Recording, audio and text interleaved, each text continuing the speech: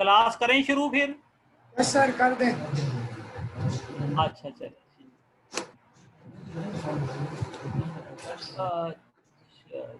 शायद charging Faisal slide number 1 show कर दें। सर बताइएगा।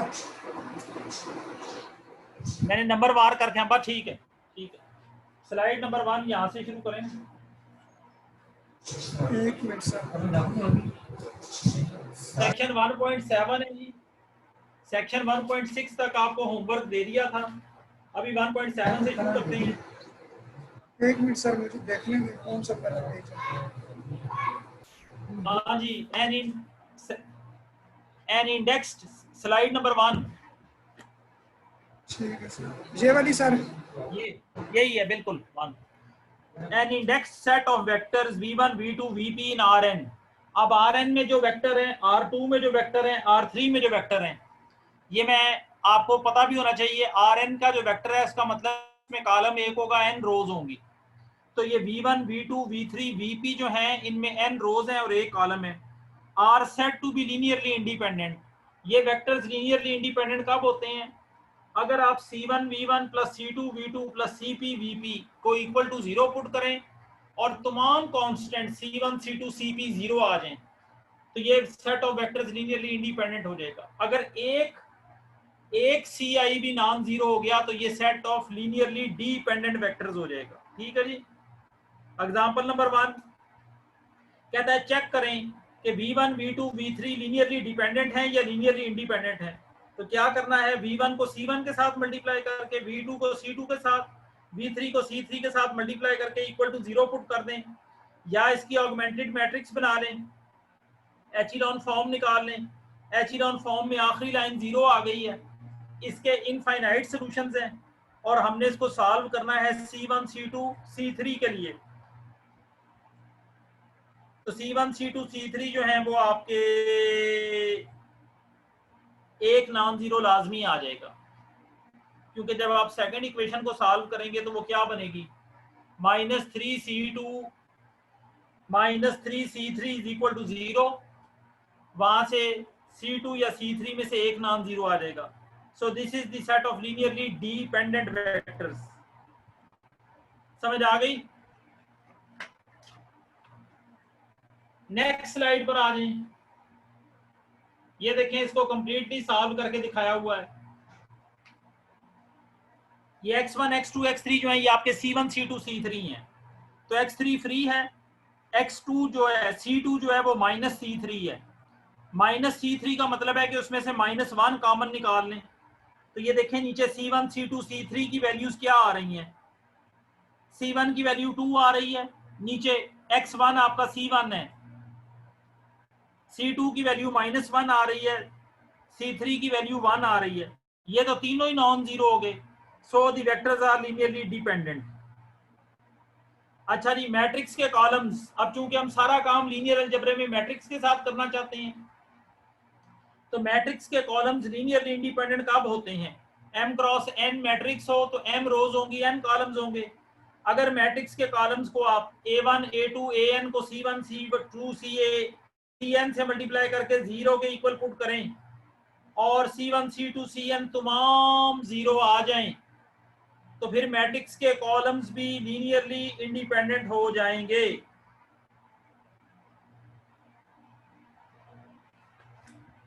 Example 2, next slide number 3। ये देखें, ऑगमेंटेड मैट्रिक्स ए गिवन है 0 1 4 1 2 -1 5 8 0। ये टॉप पर, ये जिधर मैंने कर्सर रखा हुआ है, ये मैट्रिक्स गिवन है। Determine if the columns of A R linearly independent. इसको ऑगमेंट करें 0 के साथ, एचिलॉन फॉर्म निकाल लें। देखें ये एचिलॉन, क्या एचिलॉन फॉर्म आ चुकी है? आ चुकी है। ठीक है, तो ये यहां से c1 c2 c3 की वैल्यू 0 0 0 आ जाएगी। तो ये मैट्रिक्स के कॉलम्स लीनियरली इंडिपेंडेंट हो जाएंगे।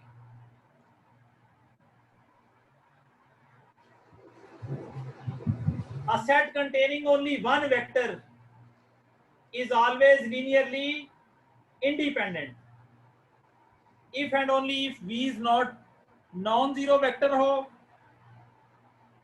तो v नॉन जीरो है, उसके साथ वेट आपने x रिलेट कर दिया है। अगर x v को जीरो पुट करें और v जीरो नहीं है तो उसका मतलब ये है कि x जीरो है, x जीरो है तो वेक्टर्स लीनियरली इंडिपेंडेंट है। A set of two vectors is linearly dependent. अगर दो वेक्टर्स दिए जाएं और कहा जाए कि उनको लीनियरली डिपेंडेंट या लीनियरली इंडिपेंडेंट चेक करें, तो आसान तरीन तरीका क्या है, अगर एक वेक्टर दूसरे का मल्टीपल बन जाता है तो वो लाजमी लीनियरली डिपेंडेंट होंगे, और अगर एक दूसरे का मल्टीपल नहीं बनता तो वो लीनियरली इंडिपेंडेंट होंगे। Theorem number 7, characterization of linearly dependent sets. An indexed set of vectors is linearly sir ये डिपेंडेंट। स्लाइड्स ब्लर है सर, समझ नहीं आ रही।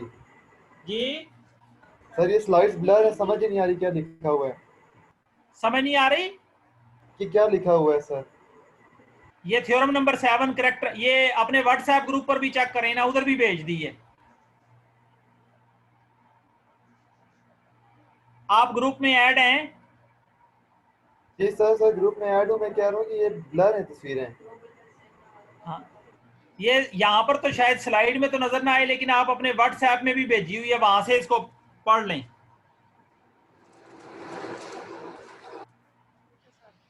सर थोड़ा सा आहिस्ता चलें, साथ साथ नोट कर लें सर। अच्छा, अगर आपको एक सेट ऑफ वेक्टर्स दिया जाए जिसके अंदर v1 v2 vp वेक्टर्स हो और एक वेक्टर बाकी वेक्टर्स के लीनियर कॉम्बिनेशन में लिखा जा सके, तो ये set of vectors linearly dependent हो जाएगा।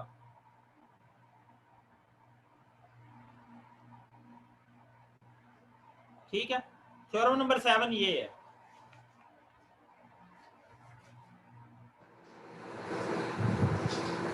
थ्योरम नंबर 8 नेक्स्ट पर आए।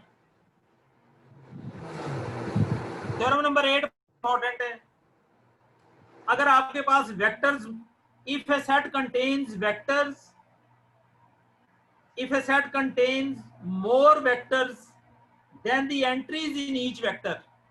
अब अगर एक दो वेक्टर दिए जाएं, उनके अंदर तीन तीन एंट्रियां हो लेकिन वेक्टर 4 हो, तो वो लाजमी लीनियरली डिपेंडेंट हो जाएंगे। If a set contains more vector, अगर एक सेट के अंदर वेक्टर्स की तादाद हर वेक्टर के अंदर जो एंट्रियां हैं उनसे ज्यादा हो जाए, तो वो लीनियरली डिपेंडेंट हो जाएगा। थ्योरम नंबर 7 और थ्योरम नंबर 8 को भी मैं अप्लाई करके दिखाता हूं। ठीक है, अभी थ्योरम पढ़ लेना, इनको फिर मैं अप्लाई करके दिखाता हूं। थ्योरम नंबर 7, 8 और 9 आपने याद रखने हैं। अगली स्लाइड पे आए।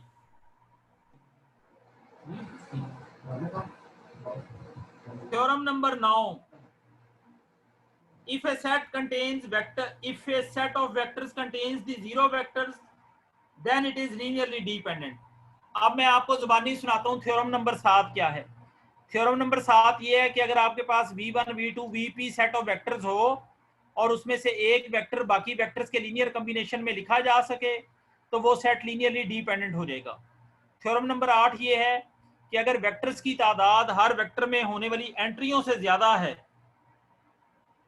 तो वो भी सेट लीनियरली डिपेंडेंट हो जाएगा।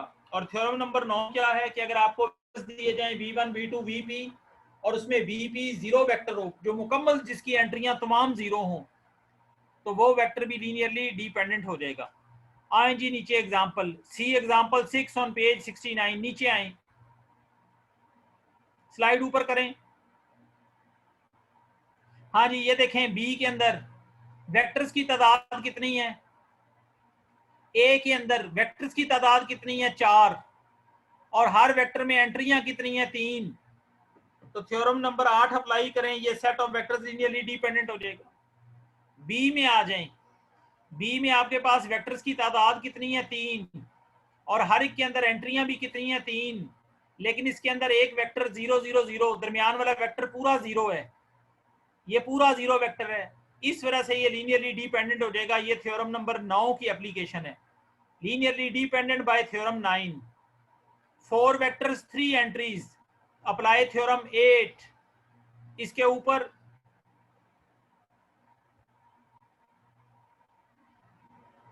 और ये सी में 2 वेक्टर्स दिए गए हैं, ये दोनों किसी भी तरह एक दूसरे का मल्टीपल नहीं बनते, 2 वेक्टर्स हों अगर, तो ये लीनियरली इंडिपेंडेंट है।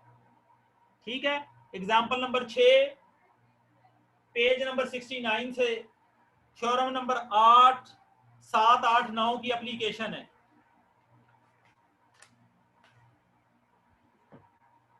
मैं 1 मिनट अगर आप लोग दें तो मैं आपको एग्जाम्पल नंबर 6 शो करता हूं। 1 मिनट दें सबको, अभी सॉल्व करते हैं इसको, क्योंकि एग्जाम्पल नंबर 6 पर एक्सरसाइज 1.7 के अंदर बेशुमार क्वेश्चन है।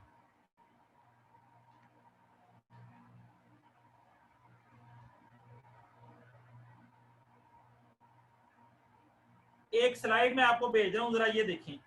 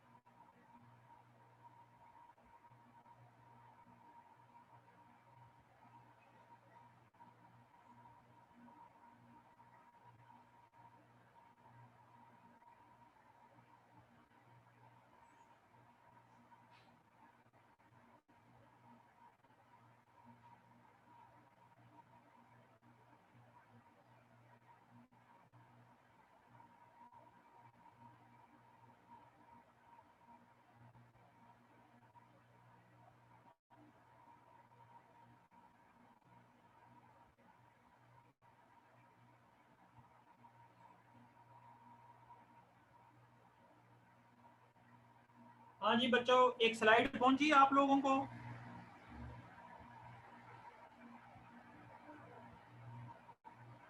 सारी क्लास को एक स्लाइड मिल गई? Yes sir. अच्छा, इसमें एग्जांपल नंबर 5 देखें। वेक्टर्स की तादाद कितनी है? 2, 1, 4, -1 और -2, 2। वेक्टर्स की तादाद कितनी है? 3। और हर वेक्टर्स में एंट्रियां कितनी है? 2, 2। तो अगर हम थ्योरम नंबर 8 अप्लाई करें, अगर वेक्टर्स की तादाद हर एक वेक्टर की एंट्रियों से ज्यादा हो तो वो लीनियरली डिपेंडेंट हो जाता है। ठीक हो गया?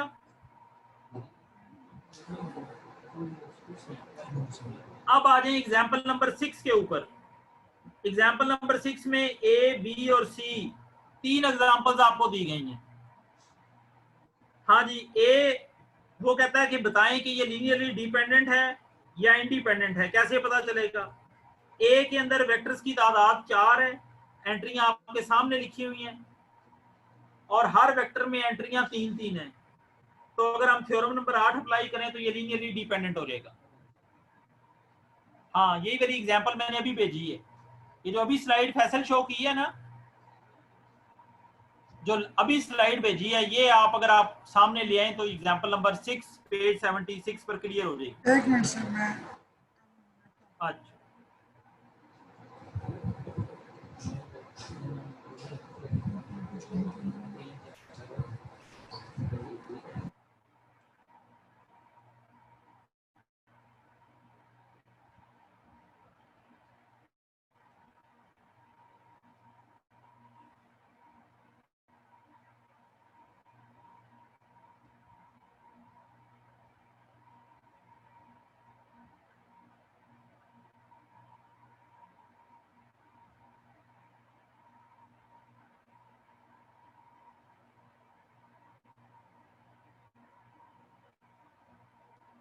लास्ट स्लाइड जो भेजी है अभी,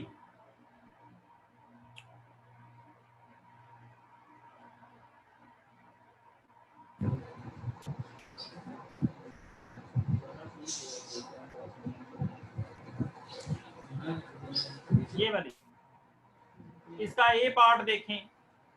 ए पार्ट में कितने वेक्टर्स हैं? 4, और हर वेक्टर में कितनी कितनी एंट्रियां? 3-3। तो ए का जवाब पढ़ लें सॉल्यूशन में। The set contain 4 vector, each of which has only 3 entries, so the set is linearly dependent by theorem number 8। B part में theorem 8 does not apply because the number of vectors does not exceed the number of entries। तो जब तक vectors की तादाद entries के साथ से ज्यादा ना हो, पार्ट भी हमें ये बताता है, उस वक्त तक हम थ्योरम नंबर 8 नहीं यूज कर सकते। इसमें एक 0 वेक्टर आ गया है जिसकी वजह से ये लीनियरली डिपेंडेंट है बाय थ्योरम नंबर 9। थ्योरम 8, 9 और 7 की एप्लीकेशन है एग्जांपल 6। और सी पार्ट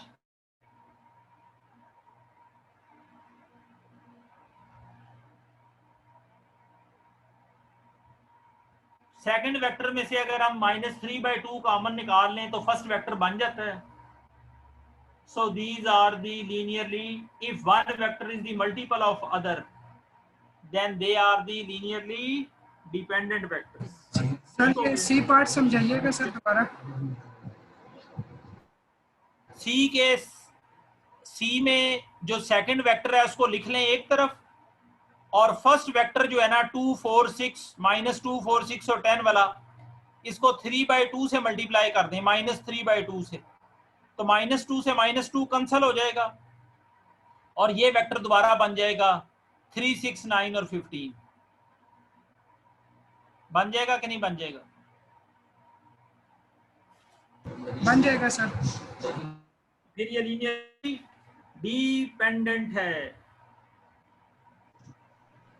नहीं, चौथी एंट्री नहीं आ सकेगी, 10 नहीं बन सकेगा। -3/2 से जब 15 को मल्टीप्लाई करेंगे तो 10 नहीं बन सकेगा, तो इस एक एंट्री रह जाएगी। So these vectors are linearly independent. Sir 15 बन जाएगा ना? -3/2 नहीं बन, -3/2 से मल्टीप्लाई करो ना। Yes sir. 2 5 सा 10 हो जाएगा, 5 3 सा 15। 45 डिवाइडेड बाय 2 10 तो नहीं ना बनेगा। क्या सर? अगर इसको मल्टीप्लाई करो ना इससे। Yes sir. लेकिन सर हम सेकंड में नहीं, -15 बन जाएगा ना, +15 तो नहीं बनेगा। जी सर, -15 बन जाएगा। हाँ, सेकंड वाले को भी मल्टीप्लाई कर लो तो फर्स्ट वाला नहीं ना बनता। कर देख लें बेशक।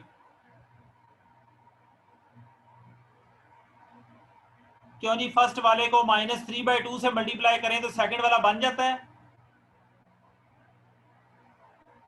-15 बन जाएगा ना, हमें +15 चाहिए। -15 बनेगा सर। हाँ, -15 बनेगा ना फैसल। सर जी सर। ठीक है, ठीक है सर। चलें जी। ये हमने थ्योरम सेक्शन 1.7 के थ्योरम 7, 8, 9 को यूज कर अब एक्सरसाइज करनी है। एक्सरसाइज के आप लोग 22 सवाल तो करें ना लाजमी।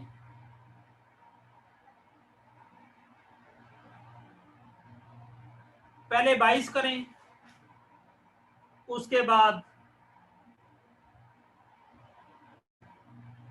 सर 22 बहुत ज्यादा, सर 22 बहुत ज्यादा है सर। नहीं, 22 में से आधे करें ना, 11 रह गए। 8 नंबर 31, 30, 41, 42। 22 और 31। दोबारा बताएं सर जरा। 1 से 22। Yes sir. और सर 31 से 36, 41 से 44। सर इसमें से ऑड वाले कर लें। ऑड कर लें। ठीक है सर।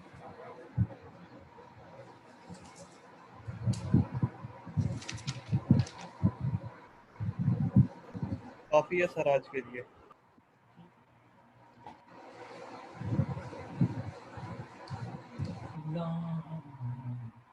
हाँ जी, नेक्स्ट स्लाइड पे आए, section 1.8।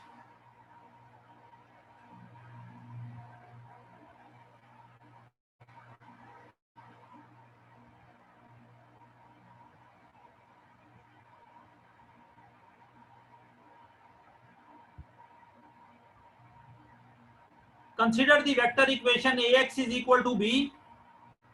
This can be considered as the action of matrix A on the vector X to produce a new vector B. The correspondence from X to Ax is a function from one set of vectors to another set. This concept can be generalized as a rule that transforms one real number into another.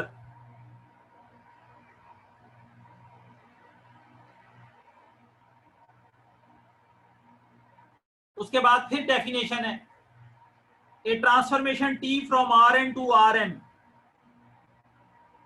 is a rule that assigns each vector in X belonging to Rn a vector Tx belonging to Rn. The set Rn is called the domain of T and Rm is called the codomain of T. उसके बाद नीचे लिखा हुआ है, we have to study the linear transformations in form of matrix action. Slide थोड़ी सी ऊपर करें।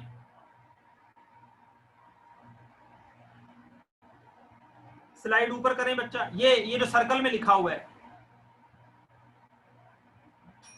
we have to study the linear transformation in the form of matrix action.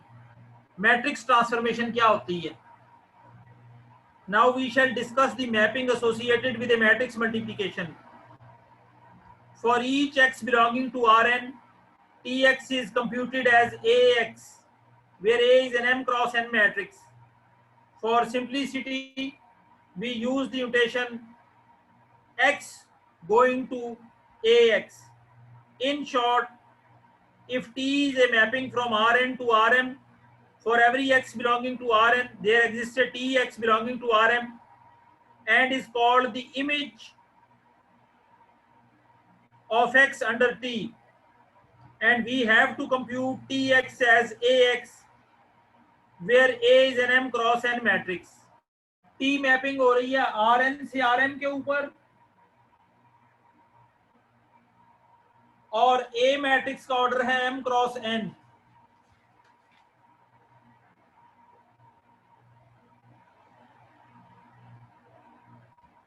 Next slide पर आएंगी।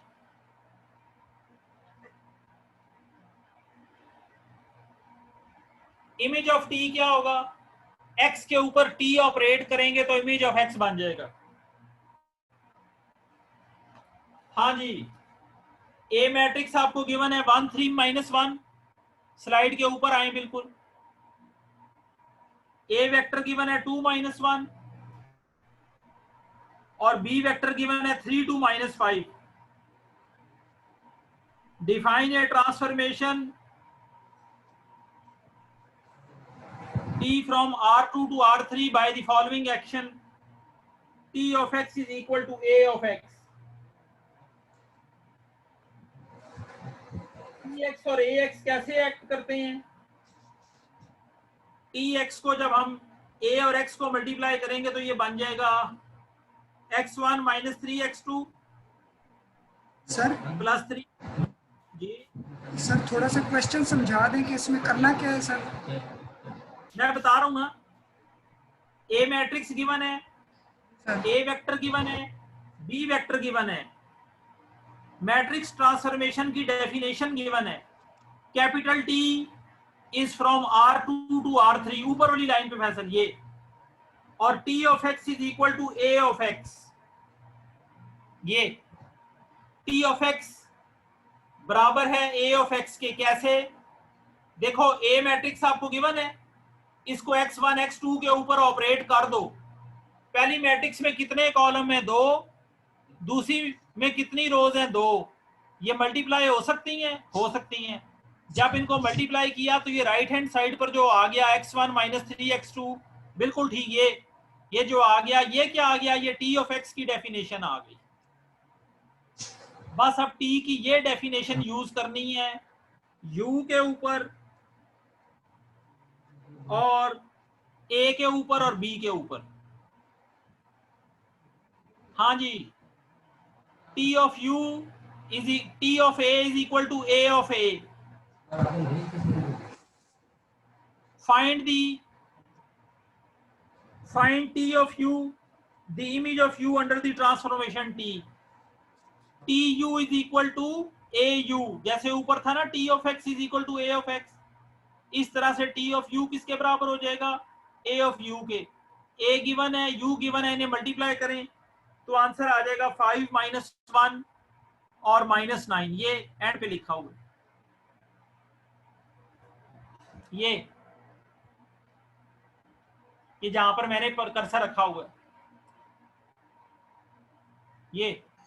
ये देखें t of u is equal to a of u कैसे बना? जैसे t ऑफ x बराबर था a ऑफ x के। Find an x belonging to R2 whose image under t is b। तो कहता है t को x, एक ऐसा x मालूम करें जिसके ऊपर जब t लगे तो b आ जाए।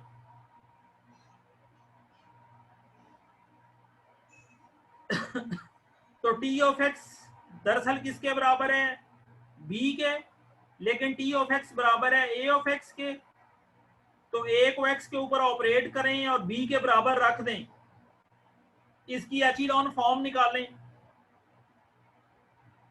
तो x1 की वैल्यू आ गई 1.5, x2 की वैल्यू आ गई -0.5। ये आखिर पे लिखा हुआ है नीचे।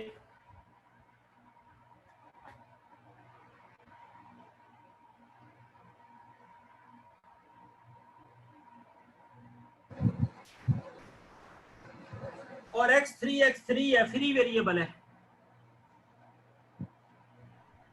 तो x1 और x2 आपके दोनों डिटरमाइन हो गए।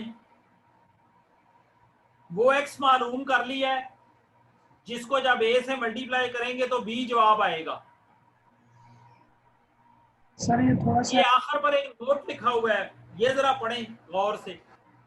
x बिलोंगिंग टू R2 का क्या मतलब है? x1 x2। x belonging to R3 का क्या मतलब है? x1 x2 x3। कॉलम एक ही होगा, रोज 3 हो जाएंगी। कॉलम एक ही होगा, रोज 2 हो जाएंगी। x बिलोंगिंग टू Rn, रोज हो जाएंगी, एक ही रहेगा।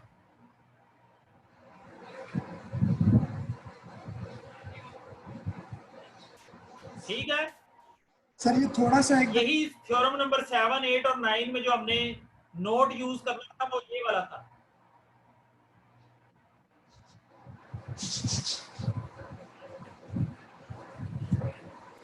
इसका पार्ट सी था, is there more than one X whose image under t is b, since the system has unique solution as given in part b। next slide। Sir ये part भी sir समझ नहीं आया सही तरह से। पार्ट सी next slide पे, part सी next slide पे।